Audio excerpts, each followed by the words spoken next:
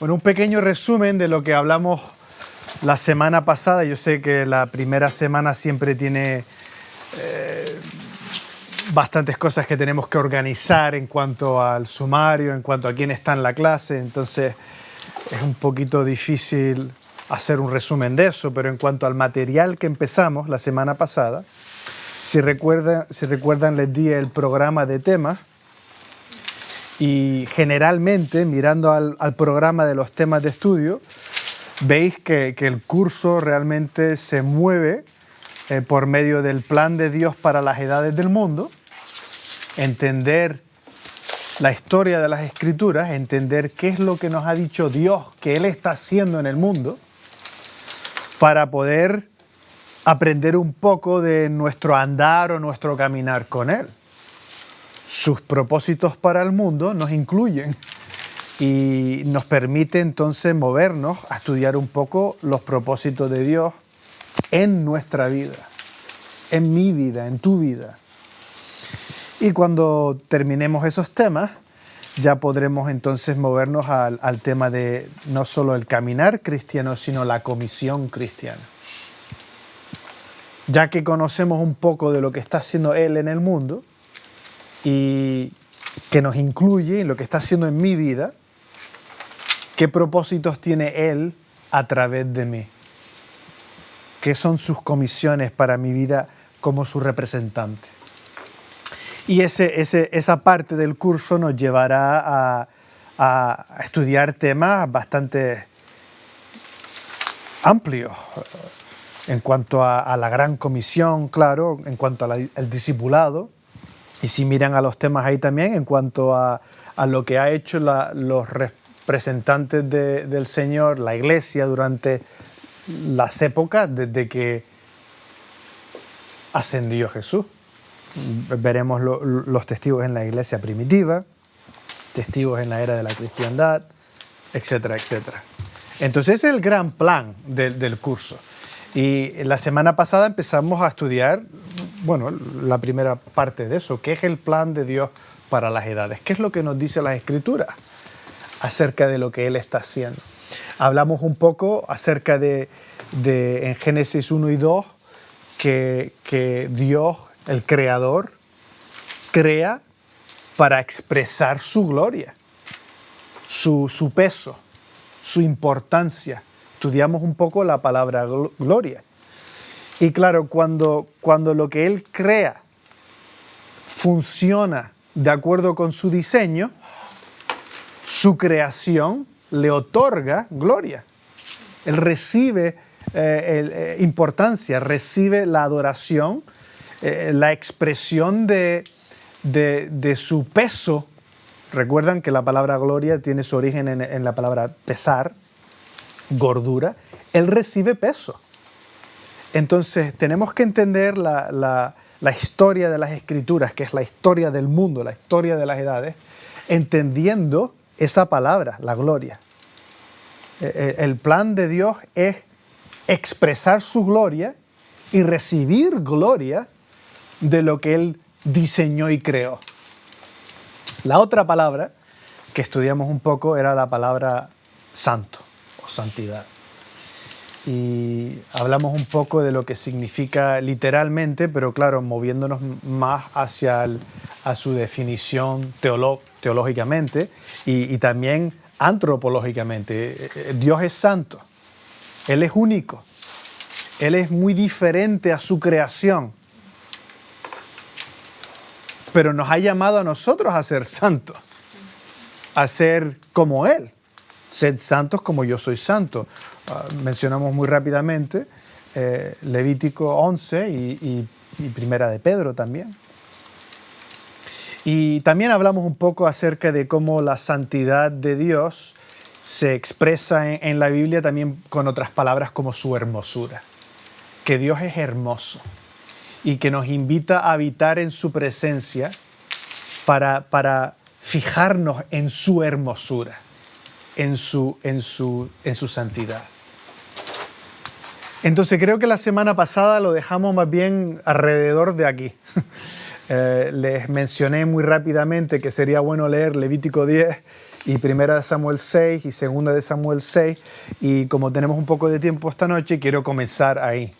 Entonces, por favor, vayan al primer pasaje, Levítico 10. Voy a leerles unos versículos. Estamos en el tema de santidad. Recuerden que el libro de Levítico nos habla mucho acerca de la santidad de Dios.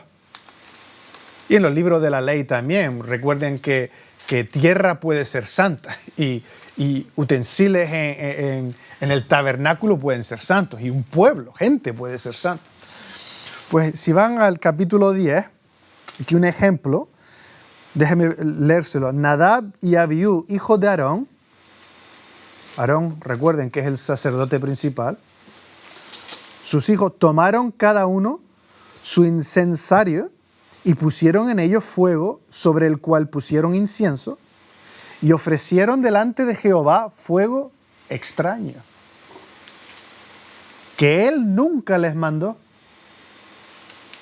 Y salió fuego de delante de Jehová y los quemó, y murieron delante de Jehová. Entonces dijo Moisés a Aarón: esto es lo que habló Jehová diciendo: en los que a mí se acercan me santificaré, y en presencia de todo el pueblo seré glorificado. Y Aarón cayó. Y llamó Moisés a Misael y a Elzafán, hijos de Uziel, tío de Aarón, y les dijo: acercaos y sacad a vuestros hermanos de delante del santuario, fuera del campamento. Vayan a 1 Samuel capítulo 6. Otro ejemplo, un poco más largo. Dice así: estuvo el arca de Jehová en la tierra de los filisteos 7 meses. Recuerden, el arca de Jehová es el arca que más bien simboliza la presencia de Dios con su pueblo. Entonces ya sabemos que esto es un poco importante. El versículo 2, entonces los filisteos que tienen el arca, llamando a los sacerdotes y adivinos, preguntaron: ¿qué haremos del arca de Jehová? Hacednos saber de qué manera la hemos de volver a enviar a su lugar. Los filisteos, que son paganos, no son del pueblo de Israel, saben que los problemas que tienen se relacionan a su manejo del arca de Dios. La presencia, la representación del trono de Dios, y quieren regresárselo al pueblo de Israel, y saben que eso no lo pueden hacer de cualquier forma. Tienen que seguir los métodos adecuados para no enfadar más a este Dios israelí, el Dios de Israel, a Jehová. Entonces le hacen preguntas a sus adivinos, a sus sacerdotes. No les voy a leer todo lo que queda ahí. Resulta que cuando llegan al versículo 14, ya está entrando el carro con el arca a tierras de los israelitas. Versículo 14. Y el carro vino al campo de Josué de Bet-Semes y paró allí donde había una gran piedra. Y ellos cortaron la madera del carro y ofrecieron las vacas en holocausto a Jehová. Le dieron un sacrificio. Y los levitas bajaron al arca de Jehová y la caja que estaba junto a ella, en la cual estaban las joyas de oro, y las pusieron sobre aquella gran piedra. Y los hombres de Bet-Semes sacrificaron holocaustos y dedicaron sacrificios a Jehová en aquel día. Entonces, cuando lo leen, uno se lleva el pensar de que ellos están agradecidos a Dios por el regreso del arca de Jehová. Versículo 16. Cuando vieron esto, los 5 príncipes de los filisteos volvieron a Ecrón el mismo día.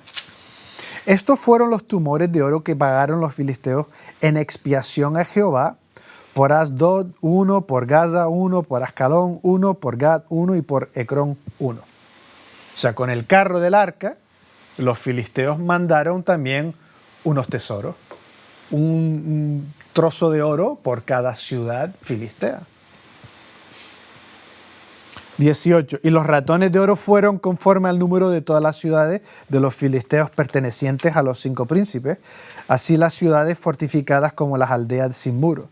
La gran piedra sobre la cual pusieron el arca de Jehová está en el campo de Josué de Bet-Semes hasta hoy. Entonces Dios hizo morir a los hombres de Bet-Semes, porque habían mirado dentro del arca de Jehová. Hizo morir del pueblo a 50,070 hombres, y lloró el pueblo porque Jehová lo había herido con tan gran mortandad. Y dijeron los de Bet-Semes: ¿quién podrá estar delante de Jehová, el Dios santo? ¿A quién subirá desde nosotros? Bastante severa la pena que trae Dios a su gente por abrir la caja y mirar dentro. Segunda de Samuel, capítulo 6, otro ejemplo.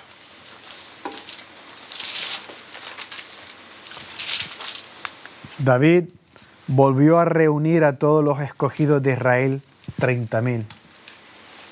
Y se levantó David y partió de Baalá de Judá con todo el pueblo que tenía consigo, para hacer pasar de allí el arca de Dios, sobre la cual era invocado el nombre de Jehová de los ejércitos, que mora entre los querubines.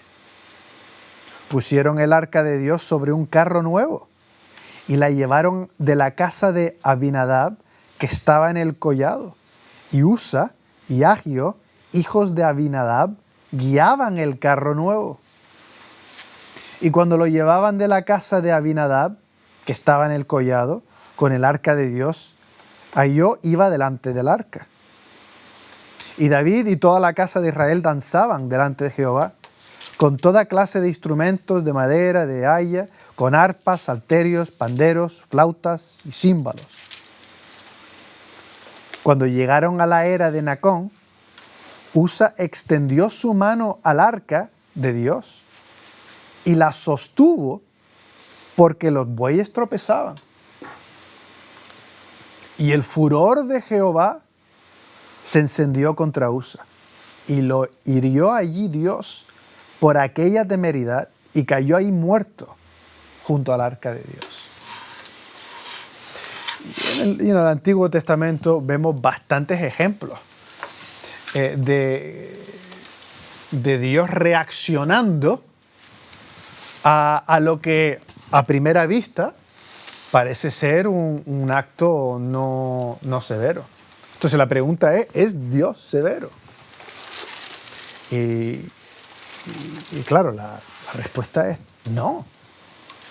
Si realmente entendemos la santidad de Dios, como la entendió el profeta Isaías cuando vio a Dios en Isaías 6, ¿recuerdan el llamado de Isaías? Que tiene una visión de Dios en su gloria, en su trono, y con los querubines que están continuamente declarando santo, santo, santo, santo. ¿Qué es lo que hace Isaías? Que me quiero morir, que me quiero ir. Yo no puedo estar en la presencia de un Dios santo.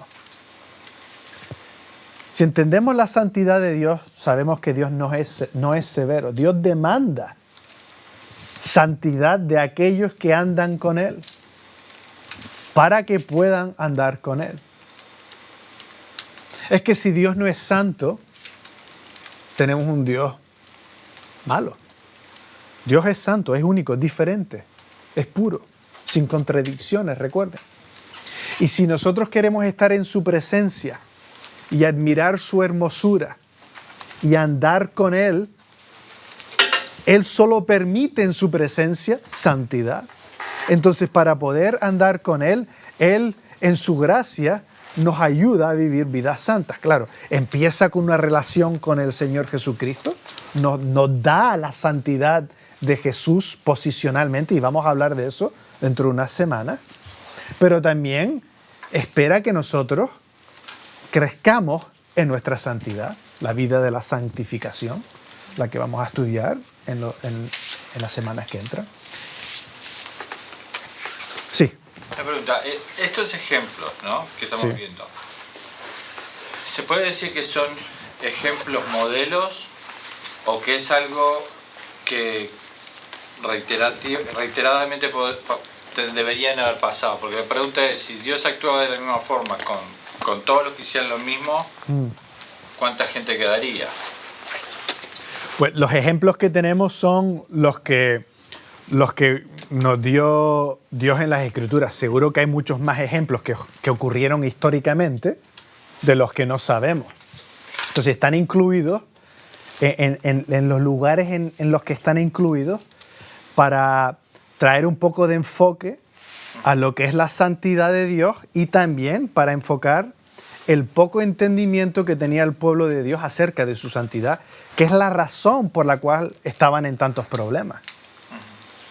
Entonces, el ejemplo en Levítico 10 de los hijos de Aarón es que si lees más el contexto, estos son sacerdotes, levitas, claro, que son malos, no respetan al Dios que representan.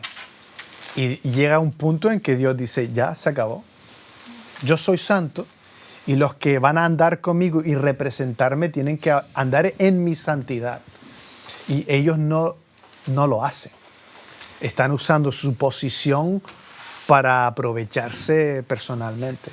En el caso de primera de Samuel 6, los hombres de Bet-Semes, ellos me dan un poco de pena. Y también el ejemplo de 2 Samuel 6, porque en el 2 Samuel 6 es como que se está ayudando y por ayudar el Señor lo disciplina, lo mata. Pero el no entender lo que es la santidad de Dios, que es que uno no puede desobedecer lo que Él ha dicho, y es que eso es desobediencia de lo que Él ha dicho en Levítico y en Número y en Deuteronomio, en cuanto a cómo se va a relacionar su gente con Él. En primera de Samuel 6, el pueblo de Bet-Semes, ellos desobedecen. Uno no debería haber tocado y mirado dentro del arca. Es que no conocen a las Escrituras, y el no conocer las Escrituras les lleva en un camino de alejamiento de lo que es su Dios. Entonces, la razón por la que le doy estos ejemplos es porque sí, mi reacción primera es, oye, esto es un poquito severo. Pero no es porque Dios es severo, es que yo no entiendo su santidad. Y no creo que son ejemplos que nos recuerdan que Dios es santo. Y están esparcidos para continuamente recordarnos de eso. Porque también se puede aplicar como en el caso de Ananías y Zafira. Sí. Okay. Entonces el asunto es, porque siempre la pregunta es, bueno, si ellos caen muertos por defraudar al Espíritu Santo, es decir, ¿quién habría eso? Es decir, eso es lo que dice la Escritura, ¿no? Sí. Ok, pero es decir, si Dios hubiese continuado aplicando eso con todos los que defraudan al Espíritu Santo, ¿cuántos quedarían vivos? Sí, no. Bueno, el Nuevo Testamento también es un poquito diferente, porque ya estamos entrando en... El ejemplo de Ananías y Zafira es bueno. Ellos intentaron engañar a la comunidad, pero estaban intentando, en cierta forma, engañar al Espíritu Santo. Entonces, por eso el Señor les pena. Y sí, el Señor no siempre nos disciplina de la manera que merecemos, y eso es su gracia, ¿no? Pero a veces sí disciplina, como ejemplo para los demás, que respétenme, que soy diferente. Y si vais a estar andando conmigo, tenéis que ser diferentes. Y si no lo sois, no podéis andar conmigo. Y claro, Pablo en 1 Corintios también menciona de algunos hermanos en la iglesia que están enfermos o que han muerto porque no respetan lo que es la ordenación, la comunión, ¿no? La toman sin el respeto adecuado. Algunos enferman, otros murieron. El Señor hace lo que Él quiere, ¿no? Sí. Yo porque lo llevo un poco a tratar de contextualizarlo al presente, Sí. con tantas cosas que hay en tantas iglesias, ¿no? Y entonces digo, bueno, ¿cuál es el criterio? ¿Por qué Dios a veces permite cosas que no deberían ser, Sí, ¿no? Y es como que no pasara nada, ¿no? Es decir, Sí. no pasa nada a vista de uno. sí, a tiempo largo sí pasa algo, pero no es inmediato. Claro, y digamos, en la línea de juicio de Dios es otra historia. Ahí Sí, uno no sabe. eso. Entonces la respuesta es no lo sé cuando Él decide si actuar inmediatamente o no. Otro ejemplo, y no tiene que ver con el pueblo de Dios, tiene que ver con los canaanitas, ¿no? Es cuando Dios entra en pacto con Abraham en Génesis 15 y le empieza a dar un poquito de lo que va a venir y le dice que la descendencia de Abraham va a tener la tierra, pero que Dios va a traer disciplina sobre los canaanitas, ahí no recuerdo cuáles son, pero dice que todavía no ha llegado hasta el punto en que voy a actuar. Son rebeldes y como Dios justo y santo voy a disciplinar a esa nación pagana, pero todavía no porque les queda un poco. Y nosotros sabemos que ese poco no llega hasta 400 años. Pero ya en el día de Abraham estaban a punto de recibir la disciplina de Dios. Entonces yo no entiendo su paciencia, no entiendo su gracia, no entiendo cuándo actúa en cuanto al poco respeto de su santidad. Lo que sí sé es que no es severo. Porque mi reacción al leer esto es Dios es un poquito severo. Ellos no estaban intentando hacer nada tan malo. Y lo que sí está ahí es que hacer algo no tan malo es desobediencia. Es no respetar la santidad de Dios.